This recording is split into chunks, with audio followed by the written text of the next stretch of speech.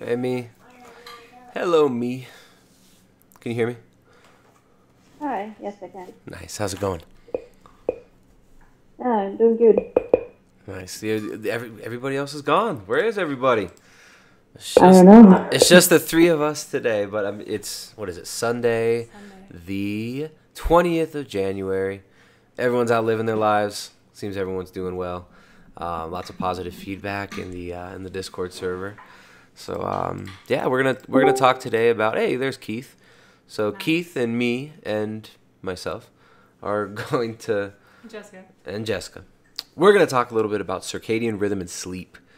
I think this is one of the major themes of something that is driving some of the metabolic problems that many of us are experiencing who are coming here trying to work on diet, work on lifestyle.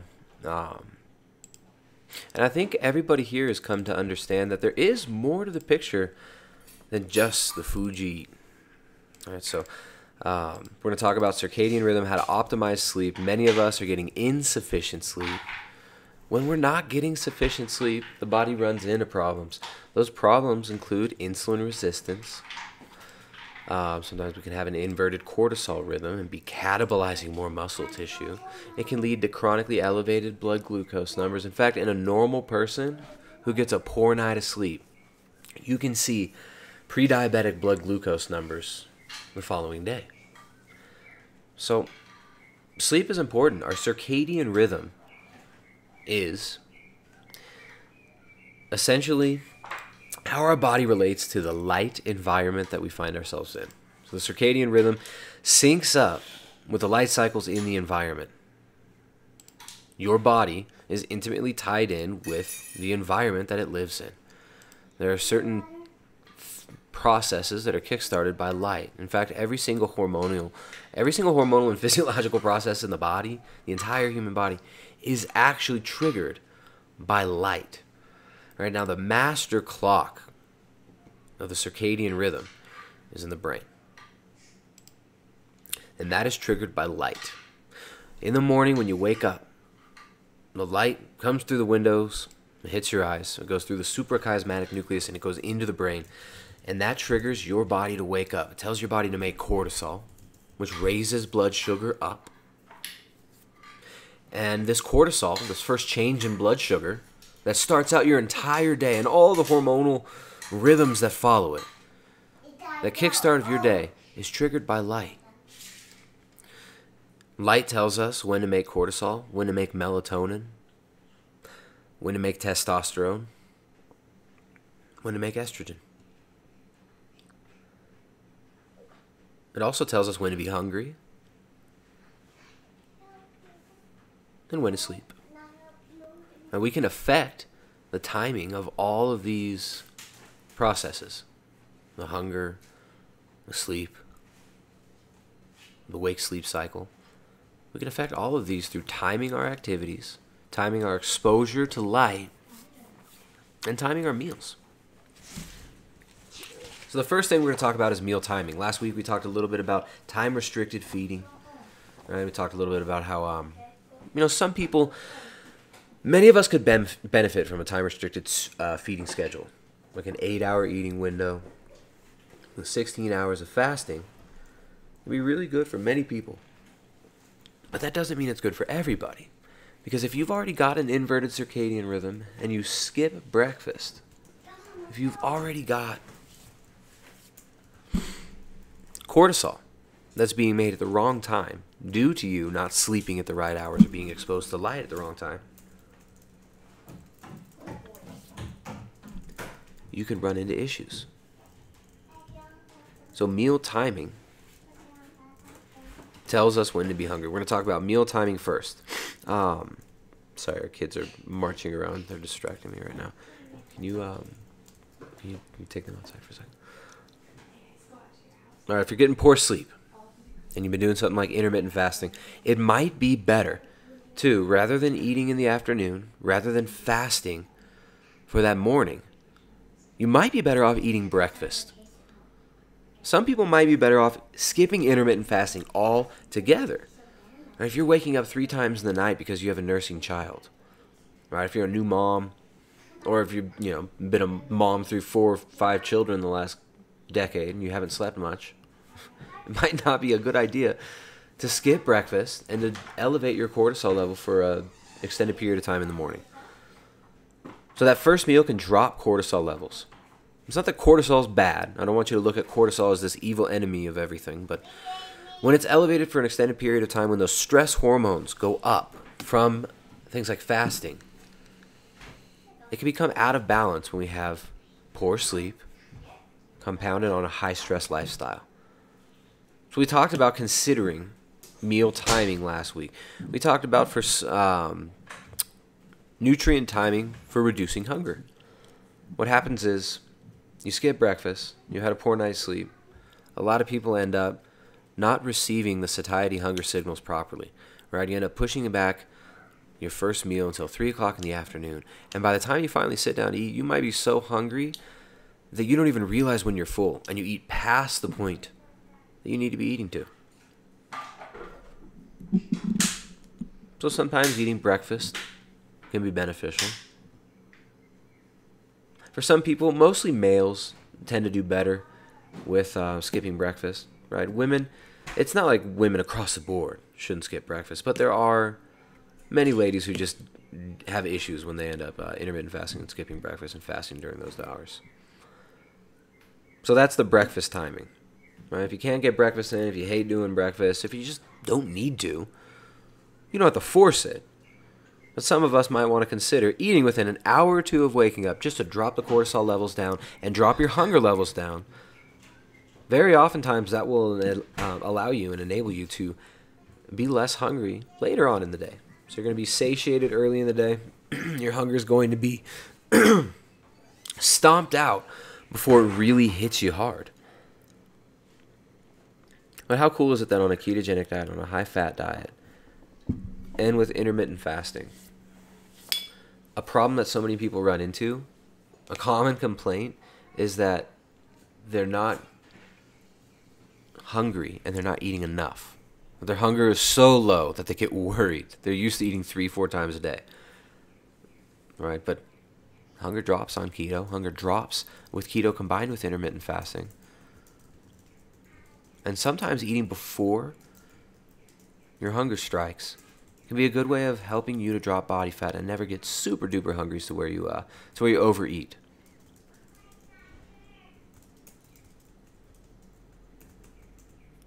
So the next point, we'll talk about the last meal of the day. And so you wake up in the morning, your cortisol goes up due to the light exposure from your environment. And that light exposure doesn't have to be intense, right? Even if you've got like relatively dark shades, you got a crack of light that comes through there that will disrupt the sleep cycle and wake you up. So we're going to talk a little bit about optimizing your home environment and your light exposure after meal timing. But remember, you wake up in the morning, you're exposed to light, your cortisol goes up. It's not necessarily a bad thing. Some people can push back their first meal many hours and do just great long term. Some people might want to consider eating within an hour or two of waking up to drop cortisol levels and thus keep your hunger levels a little bit lower throughout the day. And let your body know that it's okay, we're not starving, don't stress, you're nourished, you're healthy. Let's move on with the day. So that's the first meal. Last meal of the day. You want to get that last meal in about 4 hours before you fall asleep. So if you're trying to get to bed by 10 o'clock, you should probably try and eat by 6. And this is because the stomach takes about 4 hours to empty out. So the gut takes time to empty. The stomach, well, not the gut, but the stomach takes time to empty the foods that you've recently eaten. It takes energy. And you do not sleep as well on a full stomach. So eating a large meal before sleep can disrupt sleep cycle dramatically due to the enzymatic processes that need to happen, the digestive process. You just don't get into those deep states of sleep and regeneration when you've got a whole bunch of food to digest. So try to eat about 4 hours before you go to sleep. If you go to bed at 12 o'clock and you've been wanting to get to bed at 10 but you just never get tired, a good way to shift that is just eating a couple hours earlier. Shift the other factors that influence your circadian rhythm a couple hours earlier. So meal timing is powerful for improving sleep cycle. And understand that eating right before bed, although you might get knocked out into kind of a food coma if you eat a lot, the quality of sleep isn't there. You know, just like if you drink, right? If you have a bottle of wine and go to bed, you might think you're knocked out and you're just, you're really tired, but you're not getting that deep sleep.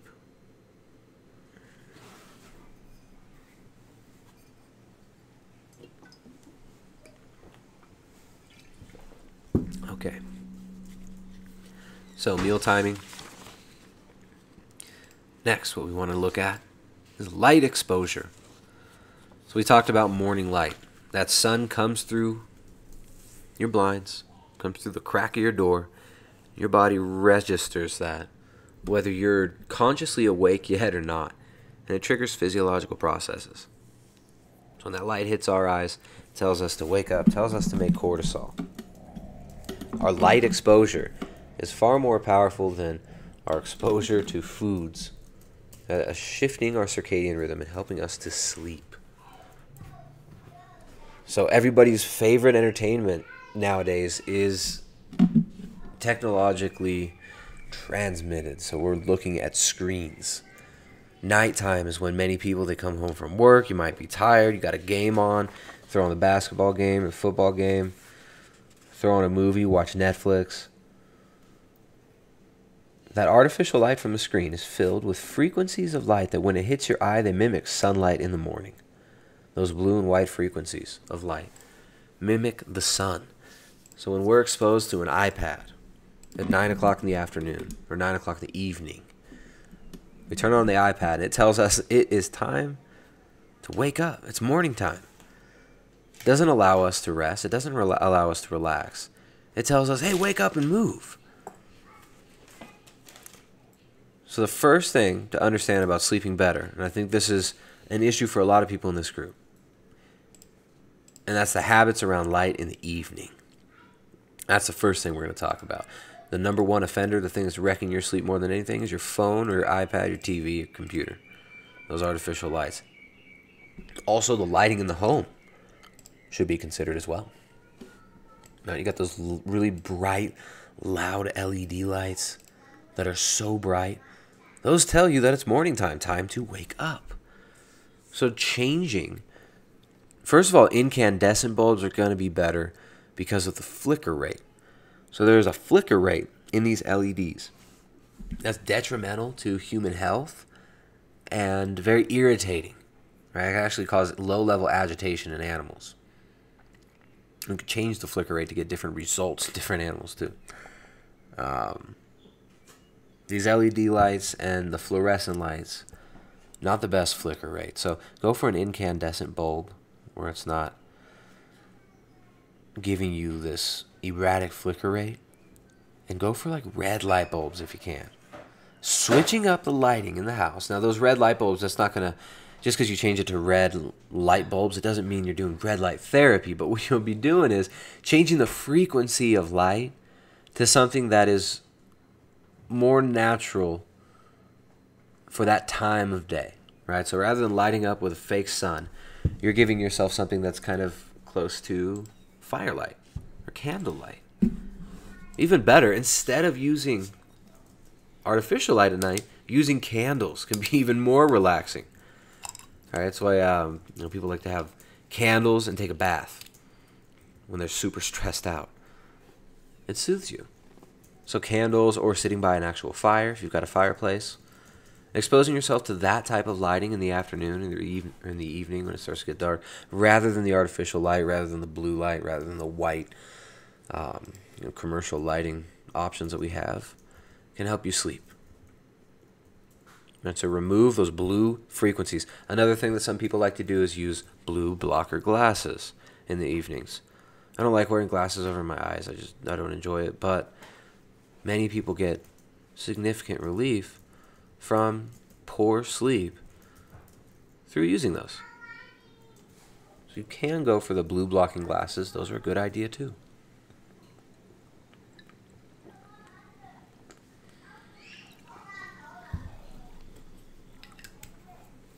So, your home, lighting in your home, very important. If you've got window blinds or shades that let a lot of light in your house, and you live next to street lights, or you have a lot of light pollution outside that leaks into your home when you're trying to sleep, that will affect your sleep as well. So making sure to black out your room. Really blacking out your room, getting good thick blinds or shutters. Something that really block out all the light.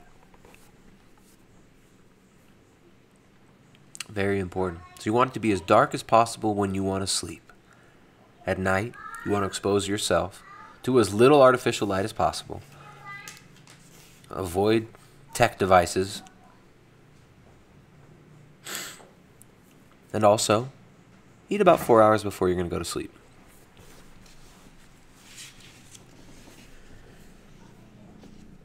Another thing you could do if you want to take it to the next level is using red light therapy in the evening. That's what we like to do. We use these Juve panels. And they're large LED panels that are very powerful, and they give certain frequencies of light that you would find in natural light, like fire.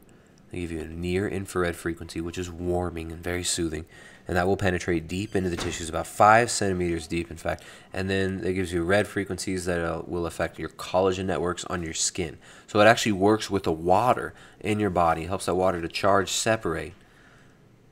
Because when water is next to a hydrophilic material and it's hit with certain frequencies of light, it will charge separate to allow more electrical current, and actually works like a battery. So red light therapy is really, really interesting.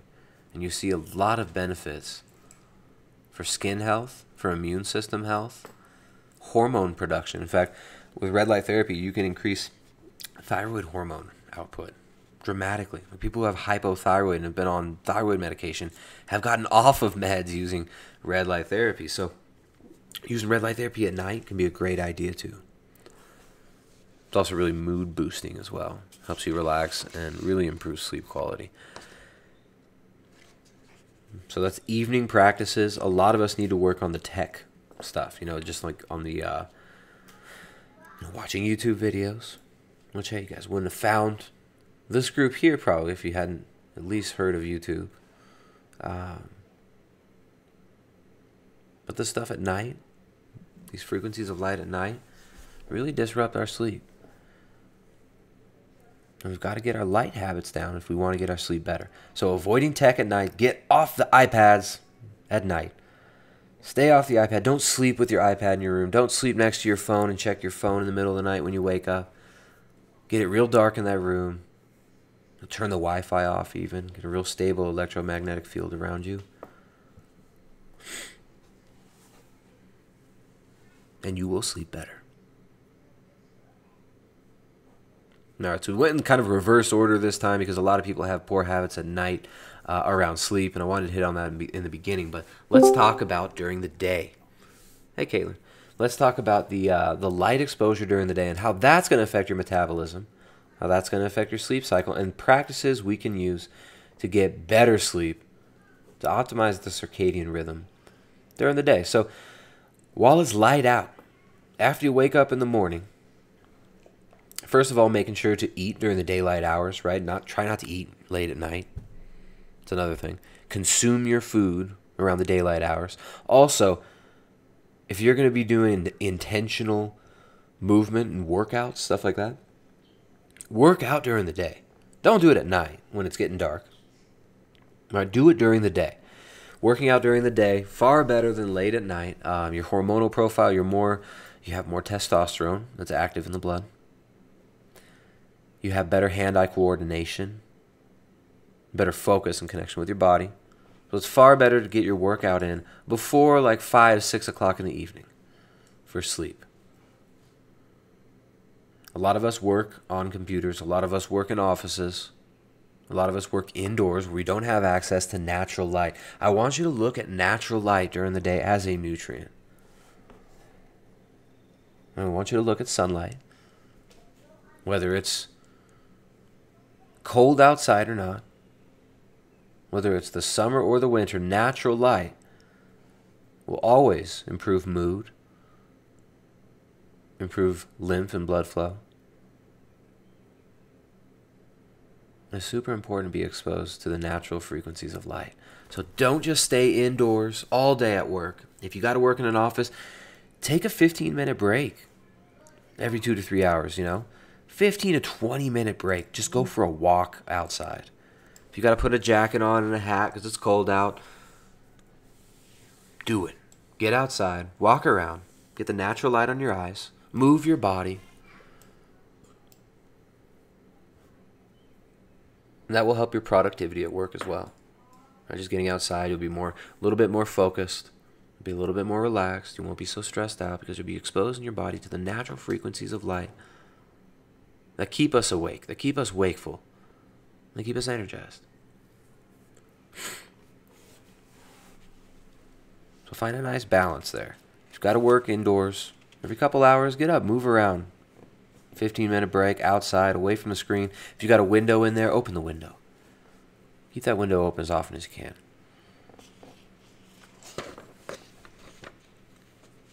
Now, sunlight's more than just vitamin D. In the winter months, right now, a lot of us don't have good access to sunlight as far as vitamin D production goes. You don't produce much vitamin D in the winter, even in direct sun.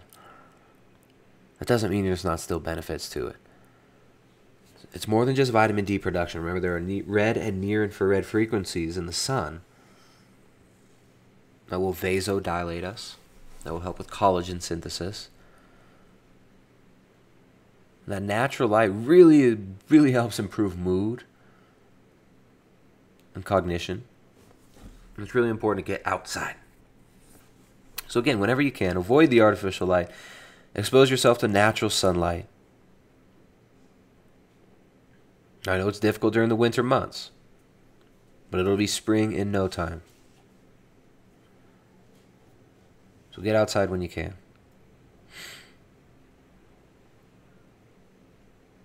Alright, so during the winter months, sometimes it could be beneficial to supplement with a little bit of vitamin D, or even better, just eating fatty fish. Foods like cod liver oil will also get you some good vitamin D, vitamin A. If you're going to supplement with vitamin D, make sure to do it with vitamin K2. Vitamin K2 helps with calcium utilization.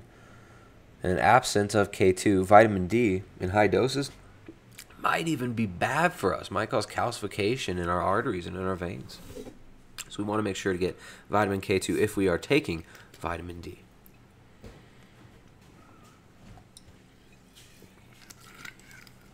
Now, light exposure during the day, really important. Another thing that's important is movement.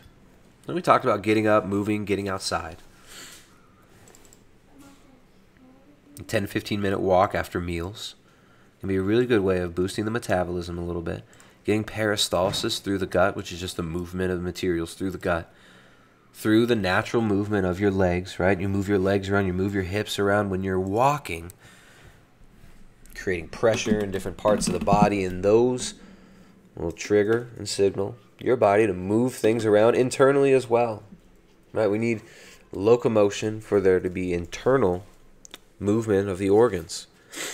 So if you're working at a desk, if you're on a computer too often, if you don't get up, move around, get outside, it can affect your mood, it can affect your fat loss, it can affect metabolism and your digestion dramatically. So get up and move around.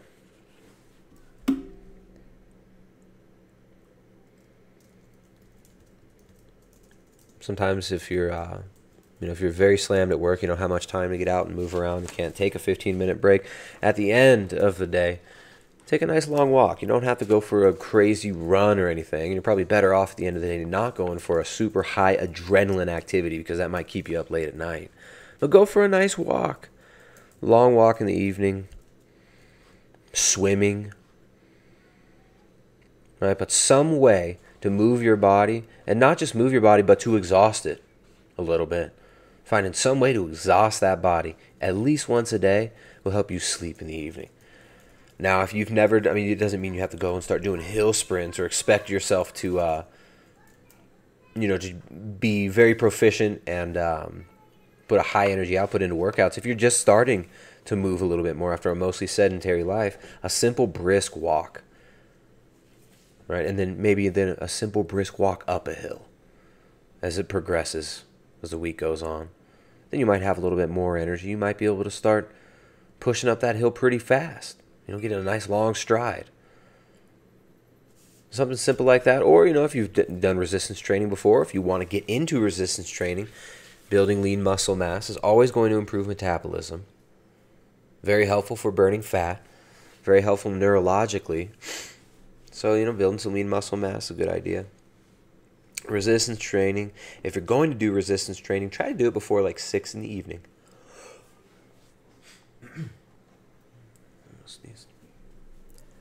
So yeah, resistance training is great. Get that done in the daytime hours. Try to get it before the evening. Something like a sauna or a hot bath at the end of the day can be nice too. That's something you can also do during the daylight waking hours or in the morning as well. But sometimes taking a nice hot bath, Epsom salt bath at night can help you relax and sleep. Sorry, I got a sneeze coming. It's the second time it came and then went away.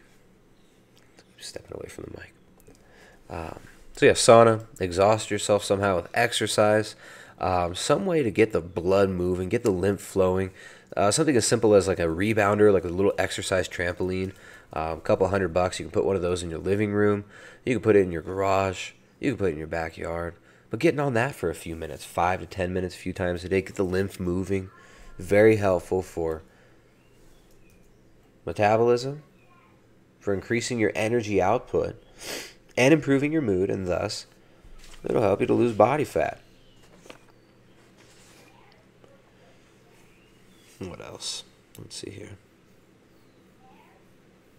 All right, so your movement, the timing of your activity in the day is important. You don't want to get yourself stressed out and super adrenalized late at night. But busting your body a little bit during the day, and I don't mean like, breaking it, but, working a sweat up at least once a day, super beneficial for health and can help you sleep better at night as long as you're not screwing it up with light exposure late at night, right?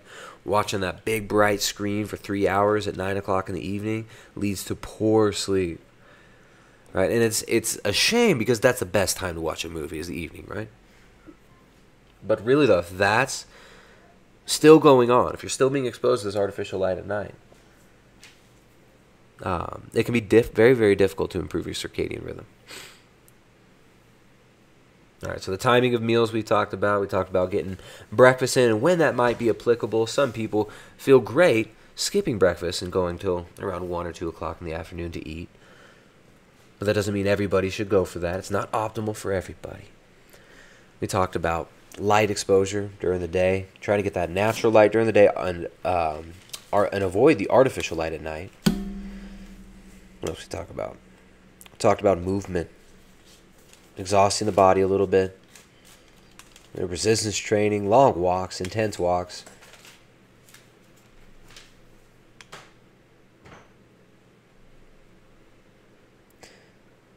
We talked about doing things like saunas or hot baths to relax at the end of the day, kind of exhaust the body a little bit in a low stress, controlled environment. And all of these practices can be really helpful for sleep. All right, let's see here. I don't think I really missed anything. The last line of defense, the last thing we want to talk about, the very last thing you would want to consider when trying to improve your sleep, trying to improve your circadian rhythm, is supplementation. Right? You don't want to take a pill to make you sleep. And there is no pill that will make you sleep that doesn't come with side effects.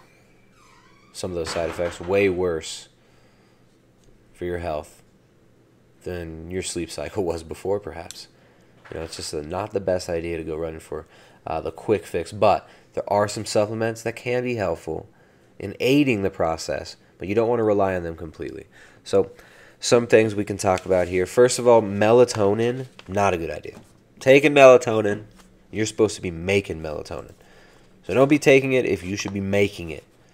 You want to make melatonin? Turn off the dang lights.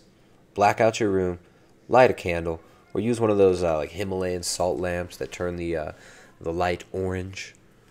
The Himalayan salt lamps are pretty cool. It's just a big block of salt. It's a nice one to read by. All right, so candlelight, red light bulb, red light therapy, something like that, a nice, good idea. But TV at night is a bad idea. You want to make melatonin. We don't want to be taking melatonin. So if you take melatonin, it might help you go to sleep initially.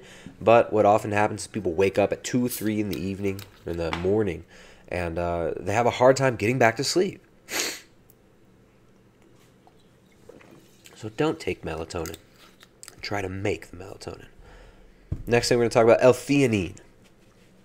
L-theanine, that's an amino acid that's found in certain teas, found in green teas. And you can get an extract of L-theanine. It's very soothing to the central nervous system, very relaxing to the brain, and that can help you sleep. So L-theanine can help you relax the end of the evening, the end of the day, can help reduce anxiety and stress, and help sleep. Again, it's not a magic bullet, it's not like a narcotic, but it can be very relaxing. So like 125 milligrams of L-theanine is a pretty good dose, and that can help you to sleep a little better. Another thing that you might want to consider would be adaptogens. Now, if you have heard of adaptogens, you've probably heard of holy basil and ashwagandha. I'm going to have Jessica, will you put we've got an article about holy basil and ashwagandha. Mm-hmm. We've got an article that we'll share in the Circadian Rhythm and Sleep section, the Circadian Rhythm section, and it is about holy basil and ashwagandha. So these are both adaptogens. Adaptogens help the body adapt to stress.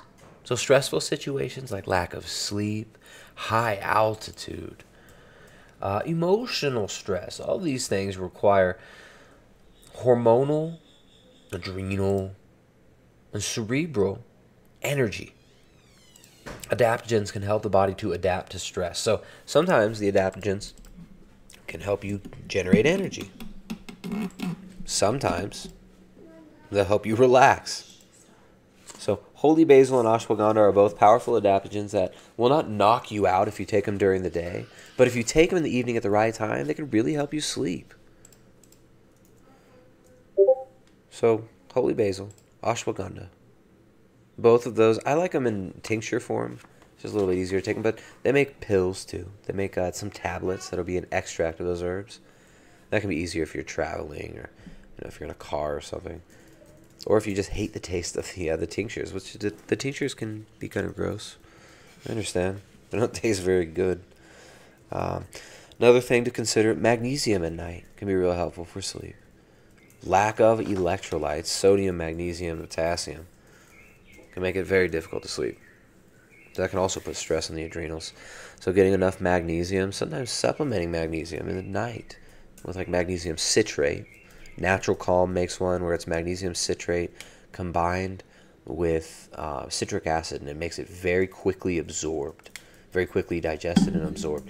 Now, in too high doses, it can be a little bit laxative, but at the right dose, it can be very relaxing, can help you sleep. Another thing could be topical magnesium, magnesium chloride. You can put that with water, and it makes what people call magnesium oil. It's not really oil, but it makes your skin feel slightly oily when you put it on. But that's a way of topically ingesting magnesium, and you can absorb it through the skin.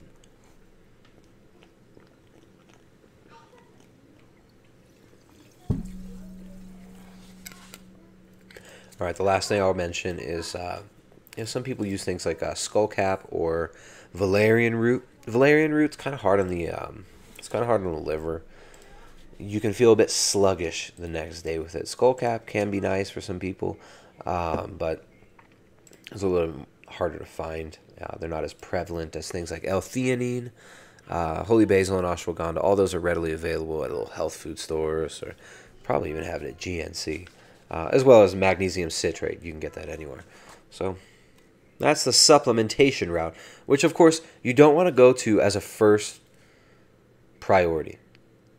Right? You want last line of defense to be supplements. So you can't supplement yourself into a good circadian rhythm. But supplements can aid you in optimizing your circadian rhythm. But they're of least importance. What's the most important? Meal timing and light exposure is the top. Right? Light exposure. When you're exposed to light, what type of light, what frequencies of light you're exposed to, that's the most important thing when you're trying to optimize your circadian rhythm. Exhausting your body during the daylight hours not getting your adrenaline up super high at night, making melatonin when you can, getting your meal timing right, get your light exposure right, and you will improve your sleep greatly. So Jessica just mentioned there's a program that we use on our computer called Iris. There's another one called F.Lux. Iris is kind of like an upgraded F.Lux that's way better. That actually changes the flicker rate of your screen as well to not be so abrasive to the eyes. So Iris is a really cool program. I think it's like $10 or something like that. Is it $10? Yeah, it's $10. Is there a trial period too? Maybe. You get a trial. Yeah, Iris is great. Removes the flicker, and if you put it in, what is it called? Sleep mode. You put it in sleep mode, it turns your whole screen like orange red. It removes all the blue and white frequencies, which is pretty cool. Well worth the $10 in my opinion. I think you can use it on multiple devices. Oh. Come on, dude. Come on, Ryder. All right, so I'm gonna open up the floor. That's the lecture. Circadian rhythm and sleep day today on the 20th of January. So Caitlin's here, Keith's here, me's here. Feel free to unmute if you can talk. I know Me was here earlier. She might not be here anymore. Yeah, I'm here. Hey, how's it going? Hey, yeah, I'm doing good. So It's really interesting. yeah, it's kind of a lot of information, but it's really simple, right? Light exposure, right? Natural light wakes you up. Blue frequencies of light, white light wakes you up. Yeah. And if we want to make melatonin, we got to be in the dark. I just think I'm in a really bad situation right now, working night shifts, and it's also winter time. So How many I nights? miss out of How long? the natural light a lot. Yeah, how long will you be on night shift for? I work, for now it's 18 nights in 15 weeks. Yeah. So I have 2 nights, then I'm free for 2 to 3 days, then 2 nights, and so on. Yeah. It's hard to. It's really hard though, right? It's hard to get back on a normal schedule after that. Yeah, when I'm in between my nights, I have to keep the rhythm because I get fucked up in my head otherwise. Yeah. So I do work out during nighttime then, Yeah. which you said we shouldn't, but Well, I have no other in your choice. situation, I mean, you have such an inversion of the circadian rhythm already that, yeah, I mean, it's for as long as you're working those nights, your schedule's going to look kind of weird, and you got to be honest with yourself too. You're never going to be running at 100% while you're working nights, which is why if you're going to work nights, you make sure that they're paying you well, because you really are. You're sacrificing a bit of your health. No matter how much you optimize it, no matter how low stress that job is or how awesome it is harsh on the body. It's harsh on the brain. No, it's not worth it. Actually, I hate my job. in that case. Are you looking at finding another job? Yeah, I'm thinking of doing something else. Okay. I have a candidate as a biomedical scientist, and the pay is way too low for the work I do. So it's not worth it, Yeah. I'm afraid. How long have you been doing it? 5 years.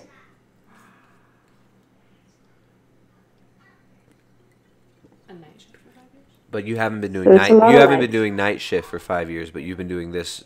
You've been working in this sector for 5 years, or you have been doing night shift for 5 years. For 5 years, yes. Okay. Yeah. Well, I mean, you're used to it. But I also have evenings and days as usual. So Yeah, it's hard. I mean, it's difficult to make decisions like that. But it's sometimes we have to prioritize. We've got to prioritize all the time, actually. It's hard to it's hard to admit to ourselves that when we've been doing something for so long that maybe I don't want to do this anymore, and it's difficult to turn to turn away from if you're so used to it. But yeah, I'm glad to hear that you're reconsidering. Because I mean, if it's not worth it, it's not worth it. If you answer that quickly, No, it's not. yeah, if you're answering that quickly, it sounds like you're already pretty sure what you need to do. Well, I'm not even getting a pension, so I will be poor as fuck when I'm old. Oh man. If I work where I work. And your colleagues, what are they working towards? Like other people in that position, what are they looking forward to? No, I'm not sure. I think they're just used to work with what they do. The things we do is really funny. I mean, it's satisfying doing what we do. But then again, when we look at our pay and all the shifts and all the stress, it's not worth it. Yeah. I don't even know if I can live 65. I'd rather do something I like. Right. Yeah. So your sleep cycle, what does it look like right now? Like for most days, does it change twice during the week, or do you keep it relatively similar? Tomorrow I'm gonna work days again, so I will go to sleep at maybe 11 p.m. Wake up 6:30, and I start work at 8. And then what time do you get home? And when we go and do some training afterwards, we're home about 7 p.m. Ah, yeah. That's a long day. You're out most of the day. Yeah, I know. I also have a lot of transfer doing, so that sucks. But yeah, we're quite used to it, I think. What time do you eat breakfast normally? Well, the thing is, I haven't before. Yeah. I've been doing intermittent fasting for a couple of years, but I started breakfast 2 weeks ago now. Mm-hmm. How do you feel so far? So it feels fine, really good. Good. I eat less portions, but smaller. So I eat more frequently, so to speak. Uh-huh. Yeah, but I think it works. It's just that I'm not that used to it right now, so Yeah. I will hang in there. Now, on the days when you're working nights, something that might be helpful, my red light therapy is a good idea, but also just if you can get into a sauna or something, like an hour or so before you want to get to sleep, just to relax, just sweat it out a little bit, sweat out toxins and stuff. People talk about sweating out of the toxins, but I think a lot of it's just that physiological process of you're bringing up your heart rate, kind of moving your fluids through your body. That could be a good idea. Just kind of exhaust the body a little bit. Try to get a little bit deeper sleep. Do you have how would you rate your sleep in general? I sleep very well. Very well. Okay, good. So maybe, yeah, I would say 10 out of 10 some nights. Yeah. So when you lay down to 8 or sleep, 10. you fall right asleep? Yeah, immediately. And I sleep through a world war. So, yeah, it's good. All right. Well, that's good. It's one of my superpowers that I have. That's why you're doing the job you're doing. No one else can do it like that. Most people that work nights, they have complaints about when they try to fall asleep, and they get so confused when they're trying to switch their schedule up all the time. But it's 5 years is a lot of time to get used to something. So it does make sense that you'd be good at it.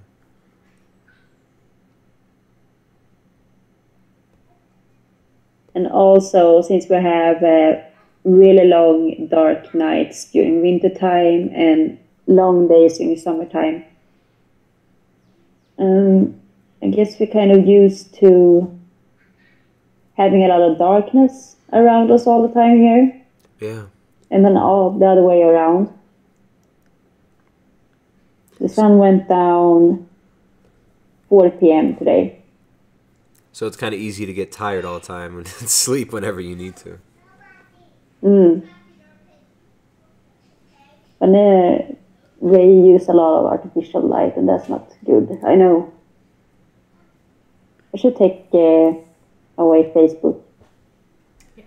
Yeah, that's you Yeah. know what Yeah, I I mean. know. That's so hard to do for so many people, but that's probably one of the best things you could do. You know, so Yeah, get it's not even fun anymore. It's just keeping contact with your friends. But I don't know. I don't keep contact with my friends anyway. yeah, it's not even real contact, right? It's not. It's a superficial contact. It's better to drop that one. And you know what? The ones that you really want to talk to, email them, call them on Skype. Yeah, that's the idea. But Sounds really cynical now, and not talk about this. But yeah. no, it's super. It's really hard for a lot of people to do. But when you get rid of Facebook, quality of life tends to improve in ways that you might not even expect. Just self. Yeah, I should do it. Do it. Do it. Next step, self-confidence usually increases. Stop getting reminded of stupid things that you don't need to be thinking about. It can be really helpful. I mean, another thing could just be getting a couple of red light bulbs or like the Himalayan salt lamps, which can be cheap. You can get them for like $20 or $30, depending where you're at. And read. Read a book at night. Keep the artificial light off as much as possible. When there is daylight outside, get out there in that sunshine. But yeah, I mean, it all depends on what your budget is too. What you really need, and how far you need to go is going to be context dependent. Everybody's got a different context. I was a good reader, so I was thinking about taking up reading books again instead of Facebook. I would benefit from it, so You'll benefit from it immensely. I mean, you'll probably be better at work as well. Like your work will improve, your quality of work. It's amazing how much we give up for these social media things. The medium through which we get our social interactions is really important. So I mean, more reading, that'll give you better time to reflect. You'll get to learn how your mind works better than when you're constantly being bombarded with advertisements and stuff in social media. Get a few books, turn off the computer at night. End in the day and do a long fast from it. Right? Take a month off from it. I guarantee you won't want to go back. I know you're right. It's a mind prison. Yeah, and the door is not even locked. So you have to just push the door open and walk out. Yeah. Really easy. Yeah. But so hard at the same time. Right? So because you already signed the user agreement. We signed away our yes. our it's really crazy. It's all these little social media platforms and the user agreements. Nobody reads them. Right? It's what they tell you in there is these are advertisement platforms. We're here to. This is not here for you. This is here for to turn you into a product. I mean, people think that advertising is just about making them buy products. No, it's about turning us into a product as well. Yeah, that's interesting how internet works. Yeah, you'll feel better. I think, and it's better for your eyes too. To be reading real books that you can, hold in your hands. It feels better on every level. So we got to go back to the ancient technology of paperback and hardback books, and they're way better. I will do it. Awesome. Starting today? Yeah, sure. Nice. Yes. What time is it there right now? It's 8 p.m. Okay. So it's well dark. Well dark, yes. So we need to have at least lamps to see what we do in our apartment. But other than that, we can turn off some lights. Yes. Yeah. That's good. I think you've got one of the more difficult situations out of the group, right? Having to work nights and having this huge shift in when you're sleeping and when you're awake several times a week. But it's good that people get to hear this because, sometimes we think our sleep is really poor, but then we look at, it's nice for people to see that even somebody with one of the harder situations, you're able to make progress and you're still doing well. Like you figured out a nice rhythm and how you can maintain this lifestyle, even if it's not optimal. It's because I always knew that some things can always be done to make it better. I don't know why some people accept the bad things for what they are. It's really weird. I can't do that. Yeah. Yeah, well, I mean, that's... Because I know how I feel now is not the best me, and I know that I can improve, so I will work for it. Like everyone should.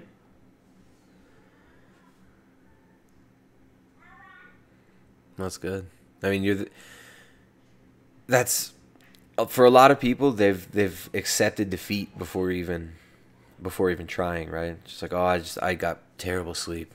There's nothing I can do about it. But I mean, simple changes, right? I mean, it's just, hey, well, how about instead of being on the iPad, on social media, or on Netflix at 9:00 at night, you turn off the dang lights and read a book, right? I mean, just simple changes like that can completely change your sleep and your life, and that can improve your blood glucose. That can improve your insulin levels. It can improve your inflammation levels. If you've got autoimmune conditions, they'll greatly improve from better circadian rhythm and sleep. So I think we gotta look at what we can do rather than looking at, the problem and blowing it up in our mind. Projecting it all over everything. It's like, well, what can I do? I mean, I know I wake up in the morning and I'm drinking 10 cups of coffee just to get going because I'm not sleeping so well. What can I do? All right, well, I'll get off the Netflix at night, or I'm going to turn off the Facebook at night. Or even better, I'm going to close my Facebook account altogether and get off of that nonsense. There's little things we can do, or it might be even simpler than that. Well, I'm going to stop eating my last meal at 8:30 at night. I'm going to eat my last meal at 6. That simple adjustment can be really, really helpful.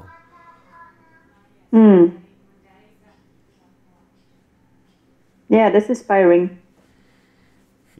All right. Well, yeah. Me, Caitlin, I'm gonna wrap it up. We've got another meeting on Wednesday. Jessica, what time is the Wednesday meeting? 4:00 in the afternoon, so it's gonna be a little bit later. Me, I'm not sure if you'll be around, but 4:00 Eastern Standard Time, 4 p.m. Eastern on Wednesday is the next meeting. And I will try. Awesome. So we've got, yeah. Let's see, what else we got going on here. We're going to have a few resources that we'll share with you this week on circadian rhythm. There's a few articles that might be of interest to everybody. If you guys have any questions about this stuff, just tag us in the circadian rhythm and sleep section, or it's just called circadian rhythm section this time. Tag us in there, or feel free to send us a private message. We're here to help you out. Simple changes to meal timing, to light exposure, to your home and your office environment, and the timing of when you exert energy in your body, making sure to exhaust that body a little bit, can very much improve your circadian rhythm and your sleep. So I'll see you guys next time. Bye-bye. Bye me. Bye, Caitlin.